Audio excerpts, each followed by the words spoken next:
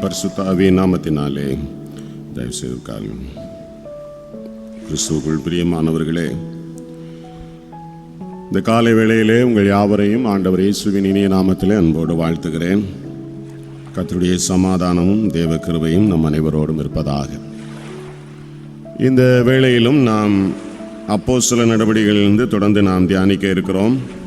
விசேஷமாக 6ஆம் அதிகாரத்தின் 8ஆம் வசனம் முதல் ஸ்தேவானை குறித்து புதிய தகவல்கள் நமக்கு தரப்படுகிறது. இதுவரையிலும் ஸ்தேவான் எவ்விதமான ஒரு அழைப்பை பெற்றவர் என்கிறதை நாம் பார்த்தோம். ஸ்தேவானை கர்த்தர் தெரிந்து கொண்டார். அவர் அழைக்கப்பட்டவர், கர்த்தரால் தெரிந்து கொள்ளப்பட்டவர், அபிஷேகம் பண்ணப்பட்டவர். எதற்காக என்று சொன்னால், அவர் தம்முடைய தேவனாகிய கர்த்தருடைய சபையை விசாரிப்பதற்கான பந்தி விசாரிப்புக்காரன் என்று சொல்லப்பட்டிருக்கிறது. அந்த பணியை செய்யும்படி அவர் தெரிந்து கொள்ளப்பட்டவர். ஆகையினாலே இந்த ஸ்தேவானிடத்திலிருந்து நாம் கற்றுக்கொள்ள வேண்டிய அநேக விஷயங்கள் உண்டு. பல காரியங்களுக்கு நமக்கு முன்னுதாரணமாக ஸ்தேவான் திகழ்கிறார் என்பதை நாம் புரிந்து கொள்ள வேண்டும். நமக்கு மாத்திரம் முன்னுதாரணம் அல்ல, தொடக்க கால திருச்சபைக்கும் ஸ்தேவான் பல விதங்களில் முன்னுதாரணமாக விளங்கினார். முதல் காரியம், அவர் ஆதி திருச்சபையின் நாட்களிலே தன்னார்வத்தோடு தேவ தொண்டாற்றிய ஒரு மனிதன் என்று சொல்ல வேண்டும். is the pioneer missionary to the early church. ஆரம்ப கால திருச்சபையிலே தானாகவே முன்வந்து செயலாற்றிய ஒரு தேவ மனிதன். அழைக்கப்பட்ட அழைப்பு என்னவோ பந்தி விசாரணை தான். அந்த பந்தி விசாரணையிலே தன்னுடைய கடமையை நிறைவேற்ற வேண்டும் என்று சொல்லி அழைக்கப்பட்ட மனிதன். ஆனால் அவர் தனக்கு நியமிக்கப்பட்ட அந்த நியமத்திலேயே நின்று கடமையாற்றிவிட்டு காலத்தை முடித்துவிட்டு செல்வதற்காக தன்னை அர்ப்பணிக்கவில்லை. இந்த குறிப்பிட்ட விஷயத்திற்கு ஸ்தேவானிடத்தில் காணப்பட்ட தேவ அன்பு நமக்கு புரிகிறது. அவர் கடவுள் மீது வைத்திருந்ததான அளப்பரிய அன்பு அவரை ஒரு குறிப்பிட்ட வேலையிலே நிறுத்தி அதோடு திருப்பி விடவில்லை. அதையும் தாண்டி ஆண்டவருக்காக செயல்பட வேண்டும் என்கிறதான உற்சாகம் உள்ள ஒரு மனதை நாம் பார்க்க முடிகிறது. இன்றைக்கும் நமக்கு ஸ்தேவான் மிக நல்ல உதாரணம். இன்றைக்கும் நம்ம பல காரியங்களை செய்கிறோம், ஊழியங்களை செய்கிறோம். சில குருமாரும் சில தேவ பிள்ளைகளும் உற்சாகத்தோடு சில பணிகளை செய்யும் பொழுது, குறிப்பாக சுவிசேஷ ஊழியம் சார்ந்த விஷயங்களை செய்யும் பொழுது அதற்கான எதிர்ப்புகளும் போராட்டங்களும் எழும் என்னும் பட்சத்தில் சபையாரே பல நேரங்களிலே ஊழியர்களிடத்தில் வந்து சொல்லுவதுண்டு, எதுக்கியா நமக்கு இந்த வேலை, உங்கள் வேலை ஏதோ அதை மட்டும் பார்த்துட்டு போங்க, ஏன் போட்டு நம்ம ஊழியம் செய்வானே, அவன் போய் போலீஸில் போய் கம்ப்ளைண்ட் கொடுப்பானே, எதுக்கு இந்த பிரச்சனை? இதை நாம் பொதுவாக பார்க்க முடிகிறது. அப்படிப்பட்டதான ஒரு குறுகிய வட்டத்துக்குள்ளே நின்று செயல்பட்டு விட்டு போய்விடவும் முடியும். இல்லை என்றால் தேவன் தந்த தருணத்தை சரியாக பயன்படுத்தி நாம் அதை காட்டிலும் அதிகமாய் ஊழியத்தை செய்து காட்டவும் முடியும். இது நம்ம கையில் தான் இருக்கு. ஸ்தேவான் அப்படிப்பட்ட ஒரு மனிதன். அழைக்கப்பட்ட காரியம் எதுவோ அதை மட்டும் செஞ்சுட்டு போவோம், அதுக்கு மேலேயும் போக வேண்டாம், கீழேயும் போக வேண்டாம். அப்படி இல்லை. ஆண்டவர் மேலே இருந்த அதிகமான அன்பு அவரால் ஒரு குறுகிய புள்ளிக்குள்ளே நிற்க முடியலை. அதை தாண்டி செயல்படக்கூடியதான ஒரு தன்னார்வ ஊழியன், தன்னார்வ மிஷனரி ஸ்தேவானுக்குள்ளே இருந்ததை நாம் பார்க்க முடிகிறது.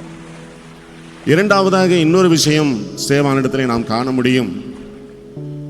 Is the pioneer to saint பால்.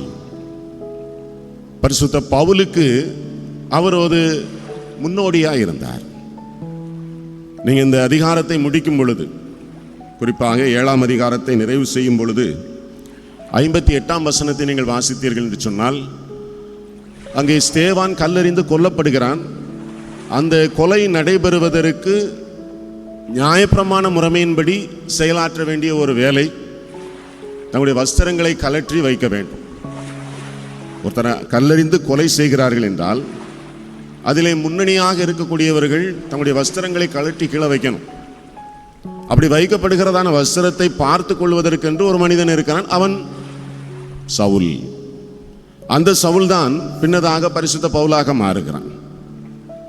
இப்போ இந்த சவுலுக்கு அல்லது பவுலுக்கு ஸ்தேவான் தான் ஒரு முன்னோடியாக இருக்கிறதை நாம் பார்க்கிறோம். என்னென்ன விஷயங்களிலே முன்னோடியாக இருக்கிறான் என்று சொன்னால், கர்த்தருடைய ராஜ்யத்தை வைராக்கியமாக எடுத்து செல்வதற்குண்டான ஒரு உந்துதல் ஸ்தேவான் இடத்திலிருந்து தான் அவனுக்கு கிடைக்கிறது. நான் பல நேரங்களில் ஆச்சரியப்படுவதுண்டு பரிசுத்த பவுலை பார்க்கும்போது, எப்படி இந்த மனிதன் இவ்வளவு கடுமையாய் உழைத்தான், எங்கிருந்து இவனுக்கு இவ்வளவு வேகம் கிடைத்தது. ஏறக்குறைய 13 நிருபங்களை எழுதியிருக்கிறான், நூற்றுக்கணக்கான சபைகளை சந்தித்திருக்கிறான், ஐரோப்பியா தேசம் முழுமையும் அலைந்து திரிந்திருக்கிறான், 3 முறை உலகத்தையே சுற்றி வந்திருக்கிறான். எப்படி முடிந்தது? இந்த ஸ்தேவானிடத்திலிருந்து பெற்றுக்கொண்ட ஒரு உந்துதல், அந்த வைராக்கியம், தேவன் மீது உள்ள அந்த அன்பு, அதற்கு பவுலுக்கு ஒரு முன்னுதாரணமாக விளங்கியதான ஒரு மனிதன் ஸ்தேவான் என்று சொன்னால் அது தவறு கிடையாது.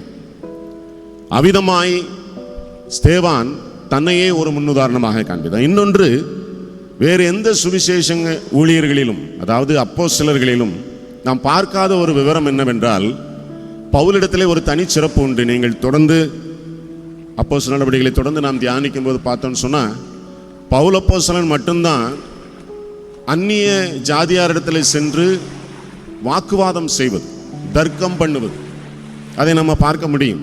அது யூத மரபினராக இருந்தாலும் சரி, அந்நிய ஜாதியாராக இருந்தாலும் சரி. ஏதென்ஸுக்கு செல்லுகிறான், அங்கே இருக்கக்கூடியதான கிரேக்கர்களிடத்தில் தர்க்கம் பண்ணுகிறான். யூத ஜபாலயங்களுக்கு சென்று அவர்களோடு தர்க்கம் பண்ணுகிறதை பார்க்கிறோம். இப்படி பலவிதமான தர்க்க முறையிலான ஒரு சுவிசேஷ ஊழியத்தை பவுல் தான் செய்கிறான். அந்த பவுலுடைய அந்த செய்கைக்கு முன்னுதாரணமாக விளங்கியது இந்த ஸ்தேவான்.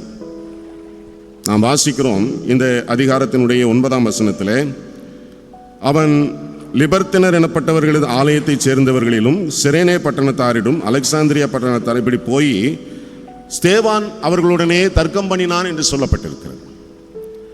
தான் கொண்டிருந்த விசுவாசத்தை குறித்ததான அந்த ஆழ்ந்த நம்பிக்கை அவனை சும்மா இருக்க விடவில்லை. இவர்தான் இரட்சகர், இவர்தான் மேசியா, இவர்தான் கிறிஸ்து என்று பறைசாற்றுவதற்கு அவனுக்குள்ளாக இருந்த அந்த துடிப்பு இவ்விதமான செயலை செய்யும்படி வைத்தது. ஆக அப்போஸ்தலனாகிய பவுலுக்கும் இவன்தான் ஒரு முன்னுதாரணம். கடைசியாக, he is the pioneer to the early church as a martyr. தன்னையே ஒரு இரத்த சாட்சியாக ஆரம்பகால திருச்சபைக்கு அவன் முதல் தன்னை அர்ப்பணிக்கிறான். ஸ்தேவான் தான் ஆதி திருச்சபையினுடைய முதல் இரத்த சாட்சி. தன்னுடைய ஜீவனையே கிறிஸ்துவுக்காக கொடுப்பதற்கு அவன் தயங்கவில்லை. இது எல்லாத்தையும் நம்ம தோண்டி பார்த்தோம்னா இதற்கு என்ன காரணம்? அழைக்கப்பட்ட அழைப்புக்கு உண்மையாயிருத்தல், தன்னை அழைத்த தேவனிடத்திலே அளவற்ற அன்பு கொண்டிருத்தல். இதுதான் முடிவு இவ்விதமாய் நமக்கு காண்பிக்கிறது. என் அன்பான தேவ பிள்ளைகளை, இந்த காலை வேளையிலே கர்த்தருடைய ஆலயத்திலே வந்திருக்கிறோம். சிறுபிள்ளை முதல் நாம் தேவனுடைய பிள்ளைகளாகவே வளர்கிறோம், கிறிஸ்தவர்களாகவே நாம் வளர்க்கப்பட்டிருக்கிறோம். நம்மிடத்தில் இருக்கிறதான தேவ அன்பு எத்தகையதாக இருக்கிறது? ஏதாவது ஒரு விஷயத்தில் இன்னொருவருக்கு நாம் மாதிரியாக இருக்க முடிகிறதா? இந்த சின்ன கேள்வியை நாம் இந்த காலை வேளையிலே நமக்காக எடுத்துக்கொண்டு இந்த கேள்வியோடைய இந்த நாள் முழுவதும் நம்மை நாம் பரிசோதித்து பார்ப்போம். தலை தாழ்த்தி ஜெபிப்போம். நல்ல பிதாவே, துதிக்கிறோம். இந்த வார்த்தைகள் வழியாய் கர்த்தர் எங்களை திடப்படுத்தி உமக்கென்று விசுவாசத்தில் நிலைத்திருக்க செய்யும். இயேசுவின் நாமத்தில் வேண்டிக் கொள்கிறோம் பிதாவே.